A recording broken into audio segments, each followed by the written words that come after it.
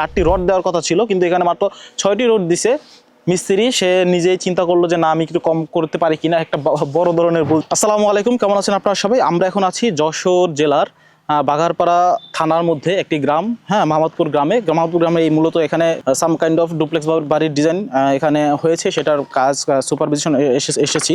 তো দেখুন এখানে কি কি ভুল ছিল সে বিষয় নিয়ে কথা বলবো। এখানে কিন্তু মূলত অনেক ধরনের ভুলই হয়েছে। প্রথমত খেয়াল করবেন যে এখানে যে ডিজাইন করেছে, সেই ডিজাইনের মধ্যে ডিজাইনের সাথে এই যে কলাম যে দুইটা আছে, এই কলাম দুইটার কিন্তু মিল নেই।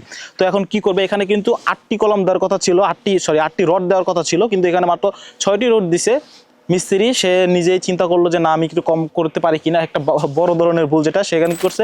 6টা রড দিয়ে তার উপর আবার মাত্র 2টা 12 মিলি রড দিয়েছে। তো বলুন যে একটা ডিজাইন করলে সেই ডিজাইনের আসলে ফলটা কি বা কেন আমরা ডিজাইন করেছি, সেই বিষয়টা আমরা কীভাবে চিন্তা করে বের করব।